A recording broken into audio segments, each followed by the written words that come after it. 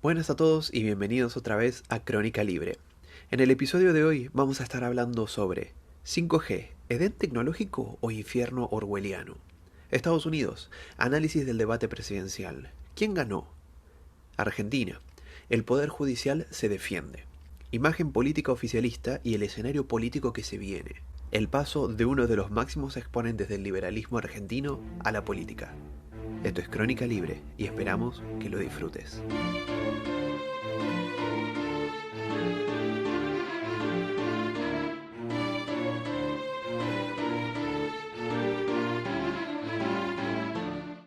Hola, soy Nicolás Valenzuela y hoy vamos a hablar de la cuarta revolución industrial y qué nos puede conllevar a futuro. ¿Por qué la cuarta revolución industrial es en parte una de las causantes de la guerra comercial y uno de los temas más hablados con respecto a esta guerra o esta supuesta guerra comercial que a veces no es tan así? ¿Y cuál es su principal problema o cuál es la principal contra que tiene este gran avance tecnológico? La ciberseguridad. Para empezar a hablar de la cuarta revolución industrial tenemos que hablar del 5G. ¿Qué es el 5G? En pocas palabras, es la quinta generación de telefonía celular. Nos va a permitir tener una mayor velocidad, una menor latencia de respuesta del servidor y una mayor cantidad de dispositivos conectados, que va a hacer posible el concepto llamado Internet de las Cosas. Es decir, que todos los dispositivos electrónicos puedan estar conectados a la red de forma simultánea y de ahí poder extraer de distintos tipos de datos. Por ejemplo, una cafetera conectada a internet nos puede decir cómo nos gusta el café, qué cantidad tomamos de café, con qué frecuencia tomamos café, cuál es nuestro favorito, si tenemos o no para tomar hoy, mañana, cuánto tenemos, entre un montón de cosas. Además, por ejemplo, haría posible los autos autónomos, como por ejemplo Tesla estaba desarrollando, o directamente operaciones a mucha distancia, como ya ocurrió en Barcelona. Ahora bien, ¿cuál es el problema que mencionamos anteriormente? Existen, a mi punto de vista, dos, uno menor y uno mayor. El problema menor vendría a ser la saturación, es decir, ¿de verdad necesitamos tantos datos? ¿Nosotros como seres humanos podemos procesar tantos datos en el día? ¿Es realmente necesario saber qué café consumís, qué cantidad, con qué frecuencia, tenerlo todo al borde de la mano? O por ejemplo, que el aire acondicionado te diga qué humedad hacía antes de prenderlo, cuál es la que terminó siendo después, la temperatura, el tiempo de uso, la potencia con la que consumió durante su uso, etcétera, etcétera, etcétera, etcétera. Realmente nosotros no podemos procesar esa información y el remedio sería peor que la enfermedad, ya que terminaríamos cansadísimos solamente de pensar en eso, ya ni siquiera tener nada de actividad en el día. Ahora, el problema que ya es mucho más importante, es mucho más fácil de ver, es el problema con las libertades. Es decir, si todo está conectado a Internet todo el tiempo, es mucho más sencillo espiarte. Sobre todo aquellos países que no respetan la privacidad de sus ciudadanos, como por ejemplo China, ya que China tiene la Ley Nacional de Inteligencia, cuyo artículo 7 dice: cualquier organización o ciudadano debe cooperar, apoyar o asistir con el trabajo de inteligencia estatal según diga la ley. Es decir, el Partido Comunista Chino puede obligar a sus empresas a espiar a todos los clientes de así ser necesario. Acá es donde entra todo el problema del juego Huawei contra los Estados Unidos y el resto de Occidente liderado por los Estados Unidos. Huawei es una empresa privada en China. El problema es que China es el mayor accionista, o más bien el Partido Comunista Chino, es el mayor accionista de Huawei, logrando así que Huawei esté sometido a todo lo que el gobierno chino quiera hacer o quiera dejar de hacer. Esto fue visto como una gran amenaza hacia los sistemas de seguridad de todos los ciudadanos americanos y mucho más hacia los sistemas militares y gubernamentales, que claramente no van a utilizar y jamás se tuvo en cuenta utilizar antenas de lo que hoy por hoy es un enemigo. Huawei controla el 35% del mercado mundial, pero en países, bueno, como ya la anteriormente mencionada, Estados Unidos, Australia o Japón y posiblemente en el futuro Nueva Zelanda está totalmente vetada de poder trabajar con sus empresas y en su territorio. Y, por ejemplo, en el Reino Unido y Canadá pueden trabajar solo bajo estricta vigilancia, con la prohibición de trabajar con las redes núcleo. Es decir, no pueden trabajar en los sistemas de comunicaciones con el gobierno, ni de Canadá, ni del Reino Unido, ni de los servicios de emergencia.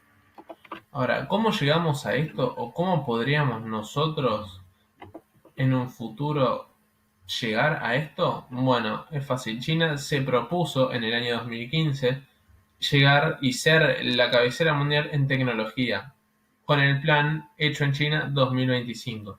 Este plan básicamente es un plan de incentivos y subsidios a todas las empresas tecnológicas, sobre todo aquellas destinadas a la inteligencia artificial, la robótica y, como es el caso de Huawei, las telecomunicaciones.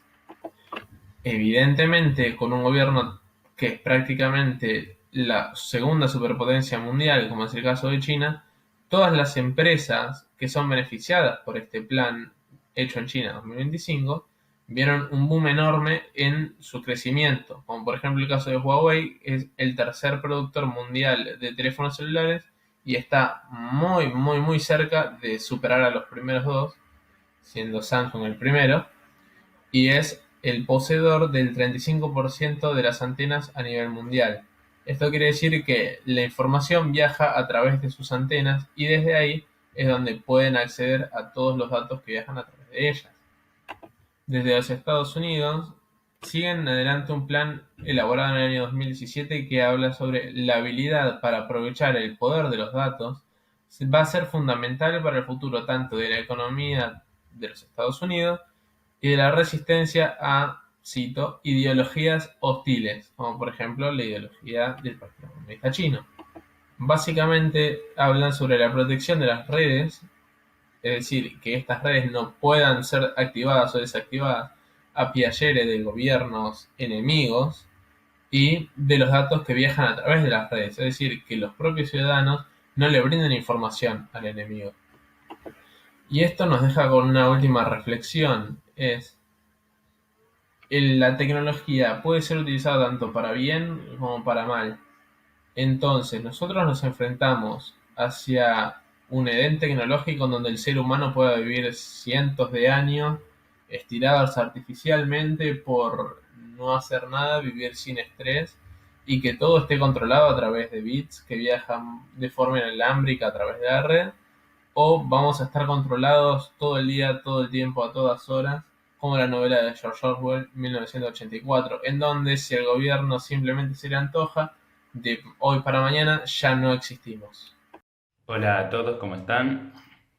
En los próximos minutos, mi nombre es Valentín, en los próximos minutos les quiero estar hablando sobre el debate presidencial del 29 de septiembre en Estados Unidos entre Donald Trump y Joe Biden, del partido republicano y demócrata respectivamente.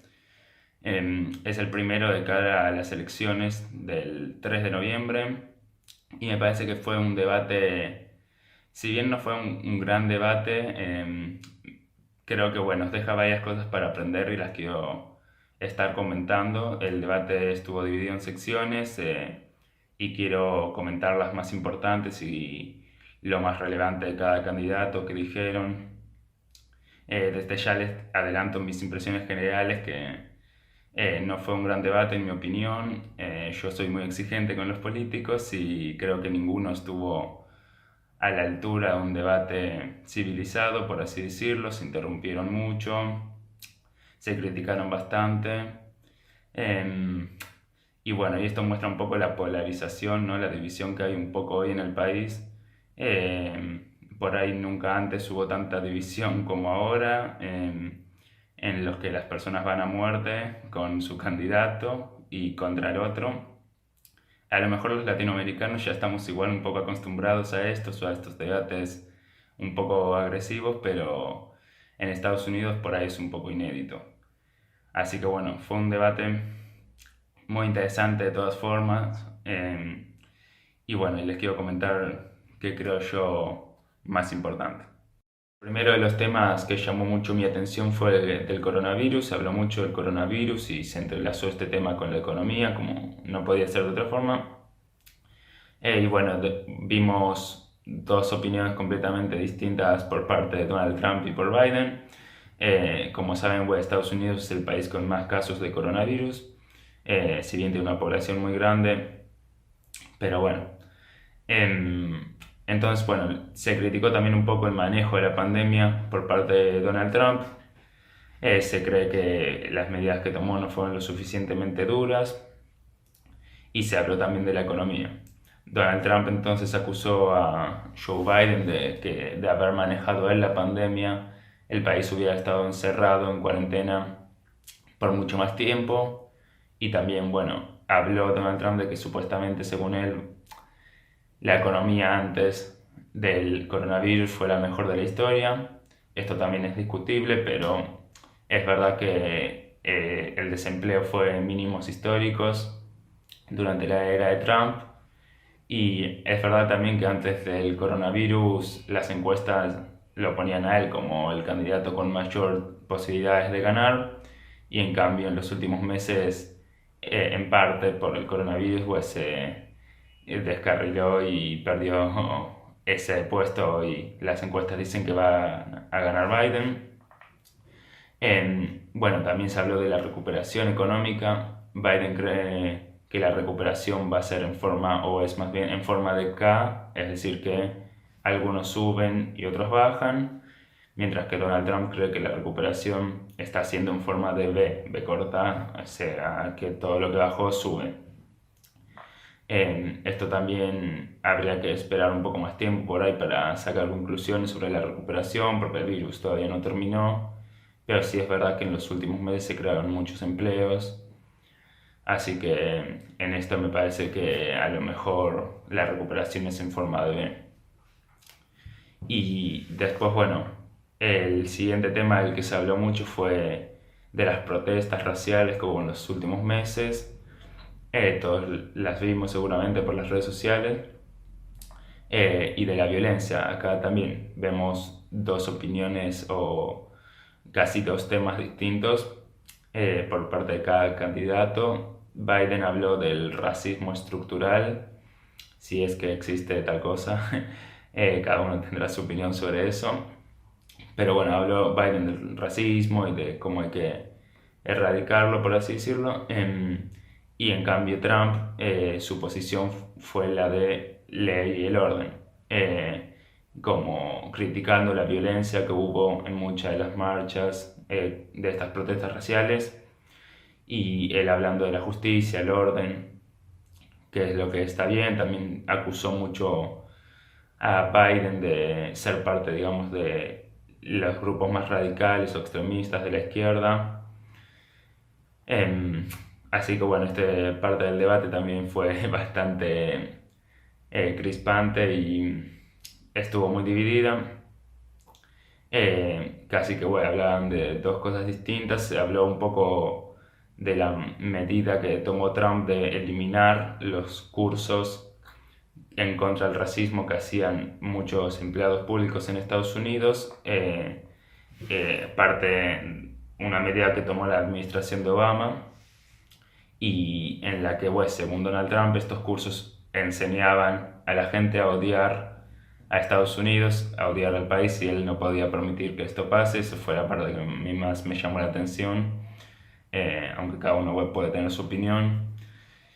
Y después, bueno, también se habló mucho en general sobre el moderador del debate, Chris Wallace, que algunos acusan de no haber sido muy moderado, de no haber sido muy imparcial, y de haber atacado de alguna forma a Donald Trump. Yo no creo que esto sea así verdaderamente. Yo creo que es verdad que Donald Trump fue de los dos candidatos el que más interrumpió. Su actitud, digamos, es bastante desafiante, su personalidad. Así que me parece que hasta cierto punto no estuvo mal el moderador. A los dos candidatos les insistía para que respondan la pregunta que les preguntó originalmente. Así que bueno, si bien Donald Trump mismo en una parte de la entrevista dijo que estaba debatiendo contra él, contra el moderador, pero bueno, yo creo que estas acusaciones son más graves de lo que en realidad fue el debate, aunque obviamente cada uno puede tener su opinión. Y después, bueno, lo único que queda comentar entonces para mí es quién ganó. Si bien se supone que en un debate la idea no es ganar, pero podríamos decir que sí. Y bueno, y mi impresión entonces final de cada uno, yo creo que el que mejor parado salió, el que por ahí más votos de los indecisos consiguió, que es la intención de estos debates, digamos, y el que ganó para mí fue Joe Biden, por más que no me gusta ninguna de sus políticas ni lo que propone, para mí fue el que ganó, por así decirlo, porque era, aunque sea yo del que menos esperaba. Donald Trump antes del debate había dicho que ya estaba viejo, que estaba dormido, que no era inteligente. Entonces me parece que las expectativas para Biden eran muy bajas y también me parece que logró mostrarse como un candidato un poco más moderado que otros de su mismo partido, y como un candidato más que va hacia la unión y que va más hacia el centro, como digo, más moderado.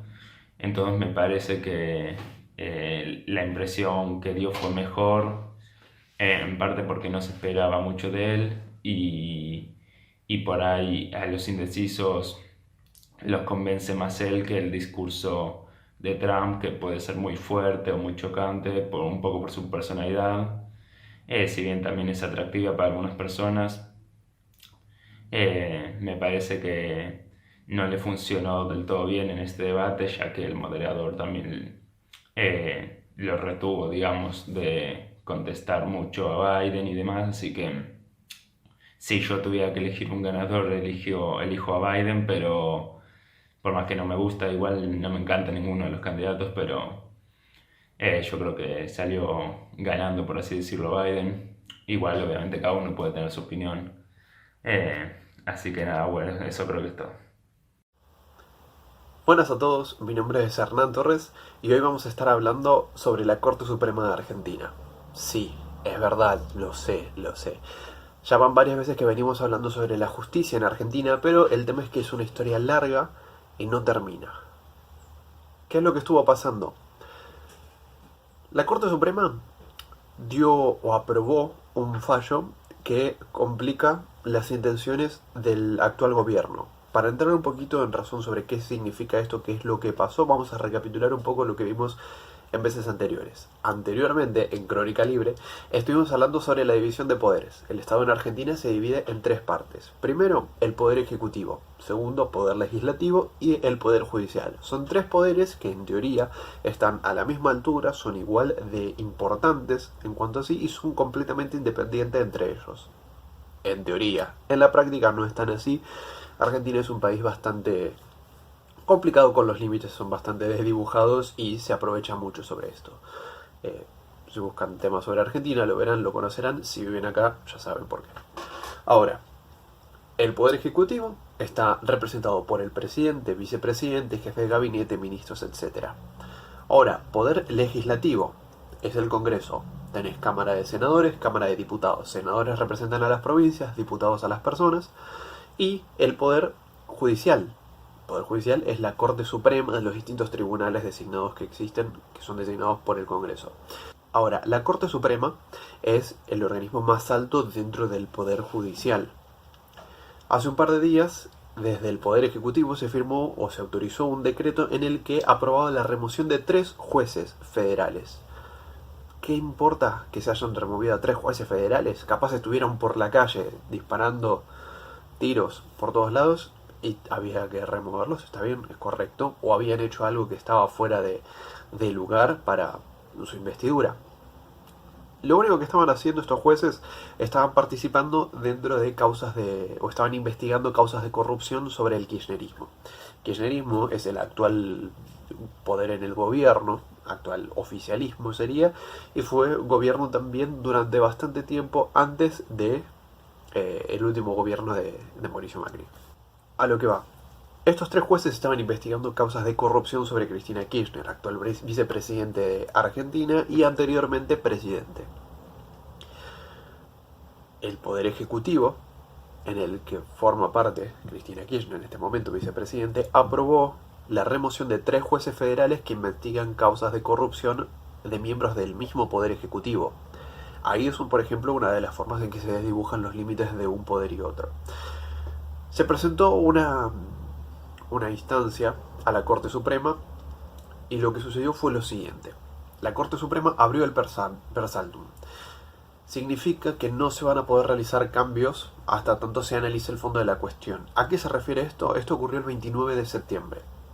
El máximo tribunal de la República Argentina resolvió abrir el Persaltum, presentado por los magistrados Leopoldo Bruglia, Pablo Bertuzzi y Germán Castelli, que estos eran los 3 jueces que habían sido removidos o que la intención era removerlos, que eran los que estaban investigando las causas.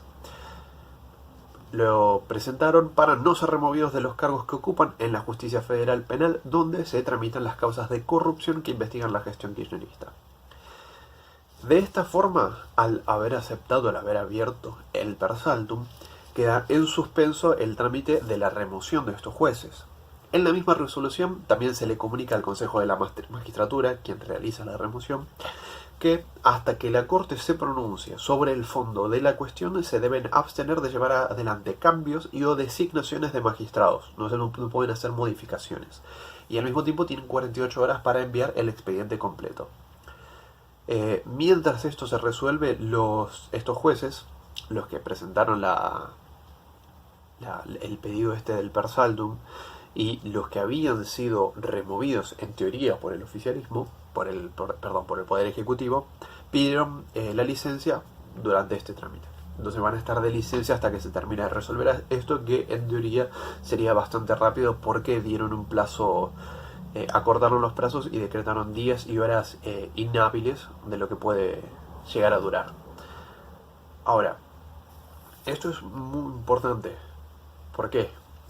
El Poder Ejecutivo, de vuelta, claro, parece que lo estoy repitiendo mucho, pero es bueno que quede claro qué es lo que está pasando.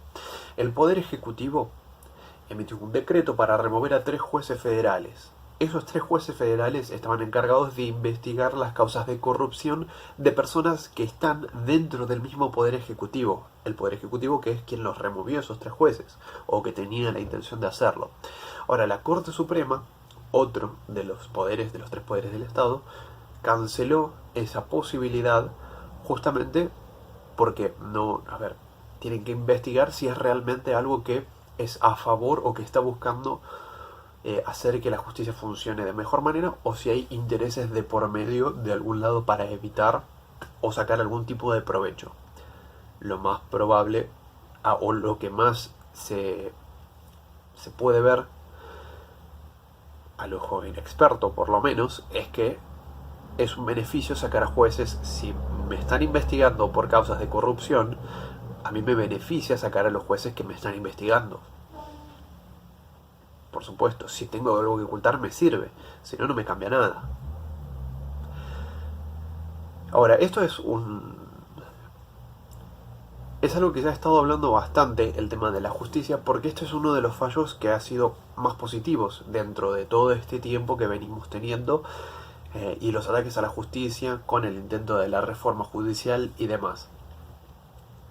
Es bueno que haya ocurrido esto, es bueno que por lo menos siga existiendo partes en las que se demuestre que hay una cierta independencia de poderes entre la justicia, el Poder Ejecutivo y Legislativo. Esperemos que se resuelva de la mejor manera y que garantice la seguridad, porque tanto si hay un poder que está pasando por encima de los otros, o de uno de los otros, nada garantiza que ese mismo poder no vaya a pasar por encima del resto de los individuos y afectando sus libertades, como ya hemos visto que pasa, que está ocurriendo, y que Esperamos que este tipo de medidas pongan un freno a las conductas que pasan por encima de los derechos.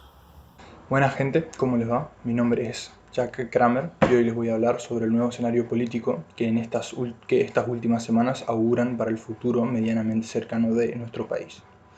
Empezaremos por Argentina y su nueva actualidad política, que poco a poco parece estar emergiendo en nuestro país.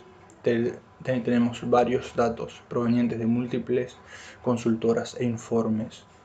Estos nos muestran que, primero, la imagen positiva del gobierno nacional argentino está cayendo desde hace ya varios meses de forma consecutiva. Segundo, la imagen negativa tanto del oficialismo como de sus medidas y políticas sube aceleradamente. Tercero, el centro de atención de la gente está cambiando. Así, el miedo y la preocupación por el coronavirus parece haber dejado nuevamente a la crisis económica su eterno lugar como tema más relevante en nuestro país. Cuarto, también podemos ver que al mismo tiempo que varios dirigentes oficialistas pierden sus niveles de popularidad inicial, otros dirigentes de la oposición están superando sus niveles de post-elección. Veamos ahora lo que nos muestran los datos, para que ustedes puedan sacar sus propias conclusiones. Un informe de Poliarquía realizado entre el 31 de agosto y el 3 de septiembre es en estos momentos el que dará la imagen más clara sobre la actual situación política del país. Primero, en lo que respecta a la aprobación de, y cito, lo que está haciendo Alberto Fernández en relación al coronavirus, que fue la pregunta realizada por los encuestadores, las respuestas negativas en un comienzo muy bajas están ahora alcanzando a las positivas. En la tercera semana de abril hubo un pico de 84% de respuestas positivas y de 9% de respuestas negativas. Pero desde entonces las variables tienden a converger, quedando hoy en 53% la imagen positiva y en 39% la imagen negativa. Para que se vea mejor la magnitud de este cambio, en abril había una distancia de 75 puntos porcentuales entre el 84% positivo y el 39% negativo, pero ahora hay solamente 14 puntos de diferencia, es decir, hubo un recorte de 61 puntos porcentuales desde el pico de abril hasta ahora. Al comparar este estudio con el primer estudio realizado en marzo, nos muestra una imagen un poco distinta, ¿no? Una pintura un poco distinta del presidente y de su imagen. En ambos momentos y en ambos estudios se ve que la imagen presidencial es similar, ¿no? A pesar de esto, ¿no?, que les acabo de mostrar, hay otro estudio, ¿no? Pues es algo que pasa muchas veces, que hay estudios que se contradicen. Bueno, estos datos indicarían que la satisfacción con la gestión de la crisis sanitaria se mantiene estable. El informe de Mariel Fornoni mostraría que pasó del 61,4% en julio al 62% en agosto. Esto no tomando en cuenta que son datos un poco viejos, ¿no? Estos datos solamente lo toman entre julio y agosto, antes de que hubiera ahora recientemente una explosión en los contagios y en las muertes por coronavirus. Por otro lado, tenemos el informe de Management and Fit, que nos revela que la crisis económica ganó por mucho la batalla para ser preocupación más grande de los argentinos, superando ampliamente al miedo por coronavirus. Este sondeo indica que el 56,6% está más preocupado por las consecuencias económicas de la crisis actual, mientras que solamente el 28,7% está más preocupado por el coronavirus.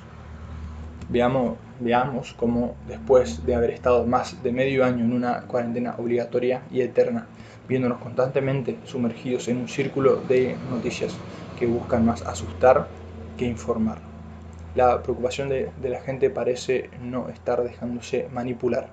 Otros datos sobre los principales problemas del país nos muestran lo siguiente. Los argentinos volvieron a poner a la corrupción en el primer puesto, con un 30,5%. Luego quedaron la inseguridad con un 19,5%. A esta le sigue la desocupación con un 15,4%, la pobreza con un 12,8% y la inflación con un 9,8%. Este estudio se alinea con el anterior, mostrando que los problemas económicos y administrativos superan a cualquier tipo de problema sanitario por mucho como los más urgentes para la población en estos momentos. Todavía hay más encuestas y estudios que nos dejan ver los cambios varios de imagen que ha habido tanto dentro como fuera del gobierno en este último tiempo.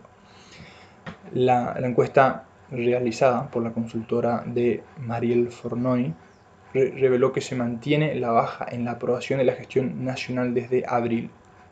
En dicho mes, el gobierno tenía 57 puntos de aprobación, un número que ahora se encuentra en el 46,2% y un 33,4% que desaprueba su gestión, cuando antes este número de desapruebo era solo del 33,7%.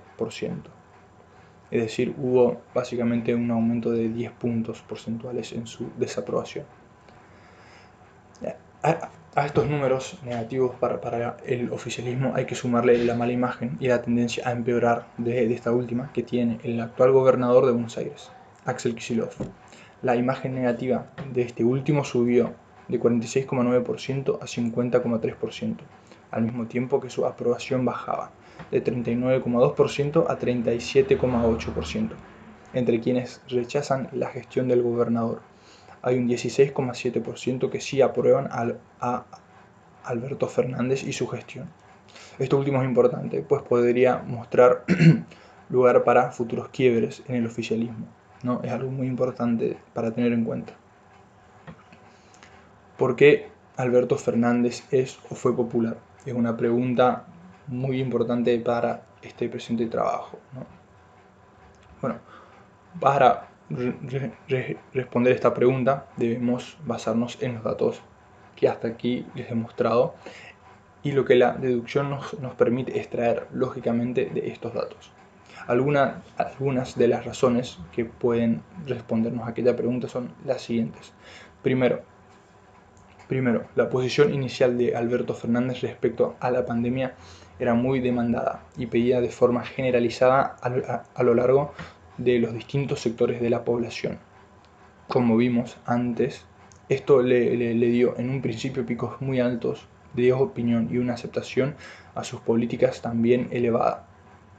Segundo punto, el presidente de la República supo en un principio, en un comienzo, posicionarse como el político moderado, posición que fue facilitada por la actitud de Horacio Rodríguez Larreta, que en su momento se acercó mucho al oficialismo, apareciendo con Axel Kicillof y Alberto Fernández en las ruedas de prensa y en los comunicados sobre el coronavirus y otras políticas. Estas ruedas de prensa era un momento donde la población, no tan politizada o polarizada, veía a una clase política unida y moderada. Pero esta facilidad se acabó, o al menos se vio muy reducida recientemente, luego de que el presidente fuese a guerra con la ciudad de Buenos Aires. Este hecho no solo lo separó de su imagen moderada, sino que revivió el sentimiento de desconfianza en los sectores de la oposición que veían con buenos ojos el acercamiento con el presidente. Tercero, el siguiente punto que quiero tener en cuenta fue comentado por uno de los encuestadores, ¿no? Este considera que los niveles de inflación en los 3 o 4 últimos meses fue una inflación de alrededor del 2%, que comparada con lo que se veía antes de los controles establecidos por la pandemia pudo haber ayudado al gobierno en la opinión de la gente. Pero también, asimismo, comentan los desarrolladores de las encuestas anteriores que la inflación está abandonando este nivel del 2% para volver a niveles más elevados de entre 3 y 4%, lo que se espera que haga bajar nuevamente y en mayor medida la imagen del oficialismo y del presidente todavía más. Bueno, una conclusión, ya concluyendo el episodio y mi participación de hoy. Pero antes de terminar, quiero dejarles con una breve pero muy importante conclusión al tema que les traje hoy. Empecemos dejando en claro que los datos y las encuestas políticas no son finales. Esto lo podemos ver, pues muchas veces hay información contradictoria. Incluso si lo fueran, digamos, es decir, si fueran finales, mucho puede cambiar en muy poco tiempo, ¿no? A pesar de esto, las encuestas no dejan de darnos información muy útil para sacar conclusiones sobre la actualidad de nuestro país, ¿no? Entonces, para terminar, ¿no? Ir cerrando, lo que podemos extraer de los datos que les presenté con anterioridad es que el presidente está perdiendo poder político al verse cada vez más identificado con su vicepresidente, Cristina Kirchner. Esto parece lógico, pues el presidente hizo toda su campaña presidencial basada en la moderación y en una extraña dicotomía que consistía en alejarse de su vicepresidente. Uno de los casos más recientes que puso en cuestión nuevamente en evidencia, ¿no?, esto de lo que estoy hablando fueron los comentarios del embajador ante la Organización de los Estados Americanos, Carlos Raimundi, quien expresó el rechazo del país al informe producido por la ONU, donde se informan reiteradas violaciones de derechos humanos por parte del régimen venezolano de Nicolás Maduro. El comentario de Raimundi fue el siguiente, y cito: hay que ver ambas caras de la medalla. En Venezuela, lo que se ha sufrido por el bloqueo y las sanciones, y también las expresiones que han sufrido los funcionarios por supuestas o comprobadas, depende del caso, violaciones de derechos humanos. Agregó también Raimundi, y cito nuevamente: hay un camino de negociación de la paz y de la no intervención como el camino adecuado, y no la lógica de la estigmatización. Estos comentarios de parte de funcionarios oficialistas y sus absurdos y trillados argumentos solo nos muestran otra instancia más en la que el gobierno renuncia a hacer lo que las mayorías electorales quieren o necesitan por llevar a cabo sus propias cuestiones ideológicas. Antes de terminar, quiero aclarar con esto último, no defiendo que un gobierno haga solamente lo que le pide la mayoría, o porque la mayoría quiera algo, ese algo esté bien, no. Sino que estoy diciendo que otra causa de la caída de la popularidad del oficialismo es que estos no están dispuestos a abandonar su ideología autoritaria, que prueba ser autoritaria hasta el momento, para hacer lo que se pide de ellos, independientemente de si eso que se pide de ellos esté bien o no esté bien. No podemos negar que el hacer lo que se pide de ellos, independientemente de si está bien o no, es la proposición populista y kirchnerista por excelencia. Es decir, el gobierno está abandonando sus propios fundamentos. Bueno, en esta nota termino mi aporte de esta semana. Espero les haya gustado mucho y generado ideas y pensamientos propios, que es en última instancia siempre mi objetivo con cada una de mis presentaciones. Saludos y nos veremos la próxima con más información. Chao, nos vemos. Bueno, hoy voy a hablar del paso de Javier Milei a la política. El economista Javier Milei anunció el pasado sábado 26 de septiembre que militará en política junto a su colega José Luis Espert en la coalición Despertar, que está integrada por el Partido Libertario y la UCD. El anuncio dio que hablar y se viralizó rápidamente en redes sociales, hasta convertirse en trending topic número 1 en Argentina y 22 a nivel mundial. Así lo anunciaron a través de un vivo de Instagram que hicieron juntos, titulado "Ahora nos metemos todos". Dirigiéndose a Espert, Milei le expresó a la audiencia: me voy a meter en la política y voy a ir a militar con vos, porque como hemos pedido que se vayan todos y no se fue ninguno, ahora que se queden todos, porque nos vamos a meter todos y los vamos a sacar a patadas en el culo para volver a reconstruir la Argentina próspera. El libertario aseguró que su objetivo es promover una Argentina liberal que vuelva a abrazar los valores de Alberdi. Por su parte, Espert agradeció el apoyo de su colega y celebró que los liberales estén todos juntos, porque la solución no es Cambiemos. Esperamos que todos se sumen. A partir de ahora, Javier Milei empieza una tarea gigantesca, remarcó. El ex candidato a presidente señaló que la construcción de esta agrupación debe encararse con sus amigos de la UCD, del Partido Libertario, del Partido Anticorrupción y los de Unidos, y seguir ampliando la base al Partido Demócrata, al Autonomista, a todos. Poco después del video de Instagram, el Partido Libertario subió una imagen en su cuenta oficial de Twitter en la que dio la bienvenida a Milei, ratificando que, además de su incansable batalla cultural, ha decidido sumarse a la política. En una entrevista con Clarín, Javier anticipó cómo será su campaña. Y cito: como economista, tomaré un rol más preponderante en las cuestiones que tengan que ver con avanzar con reformas del Estado para poder bajar impuestos. Avanzar en una mejora en la que tiene que ver con el tema laboral, porque es un disparate el sistema laboral de la Argentina. Voy a trabajar para una economía más abierta, más competitiva, y si fuera posible, impulsar la reforma financiera y monetaria para que terminemos eliminando el Banco Central, una institución que se debería haber cerrado en 1975, porque cuando se creó, en 1935, fue por 40 años. Y con respecto a quienes hablan de mi contradicción, porque dicen que soy un antisistema, les digo que voy a ir a hacerle honor a la honorabilidad de la Cámara de Diputados. La honorabilidad era porque iban ad honorem. Yo no voy a cobrar mi sueldo de diputado. Espero que hayan disfrutado el episodio de hoy. Y recuerden que tanto Es Libertad como Crónica Libre se abstienen de hacer apología política, de apoyar a cualquier candidato y también de intentar favorecer con sus comentarios o noticias cualquier partido o espacio político.